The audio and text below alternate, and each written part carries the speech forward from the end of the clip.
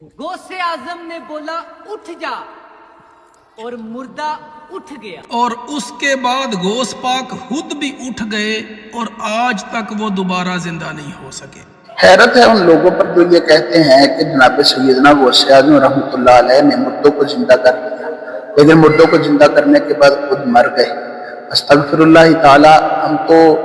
ایسے لفظ جو بے ادبی شمار ہوتے ہیں وہ بولنے سے بچتے ہیں، لیکن مجھے یہ نہیں سمجھ آتی کہ یہ چیز کہاں سے آئی اور کس طرح یہ نظریہ لوگوں کے اندر پھیل گیا کہ جو خود مر جاتا ہے وہ دوسروں کو زندہ نہیں کر سکتا، جبکہ قرآن مجید فرقان حمید میں اللہ تبارک و تعالیٰ نے حضرت سیدنا عیسیٰ علیہ السلام کی شان و عظمت یہی بیان فرمائی ہے کہ حضرت سیدنا عیسیٰ علیہ السلام جو ہے وہ مردوں کو زندہ کرتے ہیں، حالانکہ موت تو سیدنا عیسیٰ علیہ السلام کو بھی آئے گی، تو پھر یہ کیسے کہا جا سکتا ہے کہ عبد القادر جیلانی مردوں کو زندہ کر لیتے تھے اور خود معاذ اللہ دنیا سے چلے گئے؟ تو یہ تو اللہ تعالیٰ کی صفت ہے۔ ہم کہتے ہیں ہے اللہ کی صفت، لیکن اللہ تعالیٰ اپنے بندوں کو بھی عطا فرما دیتا ہے، اور یہ بڑی صفت ہے کہ مردہ زندہ کرنا۔ جب اللہ مردہ زندہ کرنے کی طاقت عطا فرما سکتا ہے